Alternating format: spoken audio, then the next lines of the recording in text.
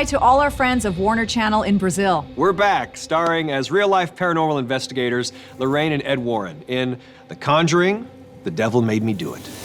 Hey!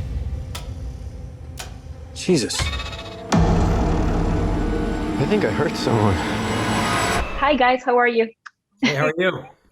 I'm good. I wish we were in the same place, but this is the way things are. Oh, guys, I'm going to jump right into this because I am so happy to be talking to you. Vera, sometimes we hear about supernatural stories in the behind the scenes of horror movies. Did anything scary or supernatural happen to you during the making of this one? No, Valentina, I don't allow it to happen anymore. How so? Teach me. But I just don't simply allow it to happen anymore. I need to start by asking, it's all fun and games till you read based on a true story.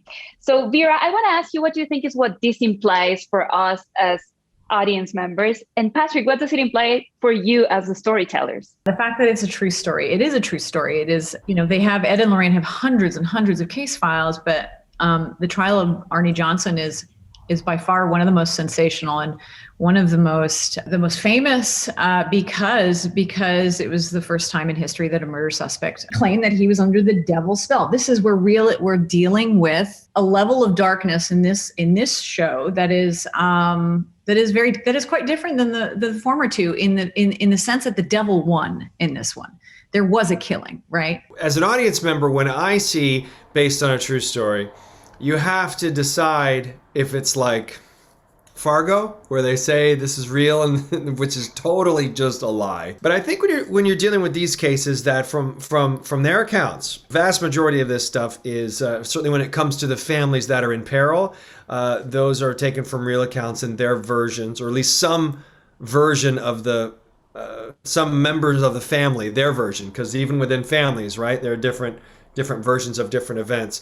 But it does, I think, add a level of, whoa, that really happened. So an audience is always watching with that sense of like, oh my gosh, that happened. Could that happen to me? I think somewhere in there is, could that happen to me? What do you consider it to be the Warrens' greatest strength? And Patrick, what do you think is their biggest weakness?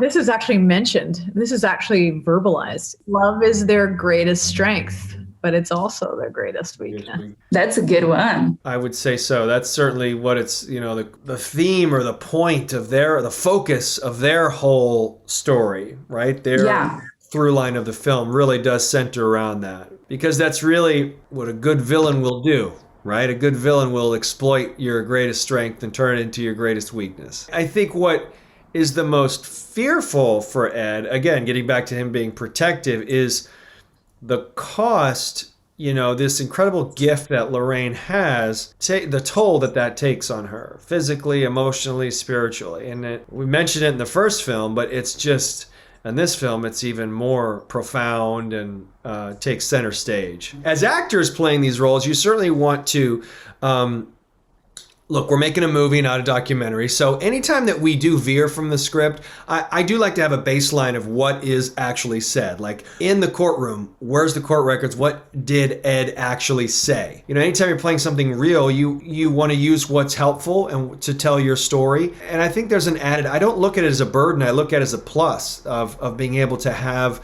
a real experience. Well, thank you so much for your time. I hope you have a good junket day. Thank you again, Vera. And thank you again, Patrick. Actually, you were my very first person ever that I did a junket with. So I'm always talking good things about you here in Brazil, okay? I will talk more good things about you. These are really great questions. And she'll tell you, I haven't said that once today. Lorraine,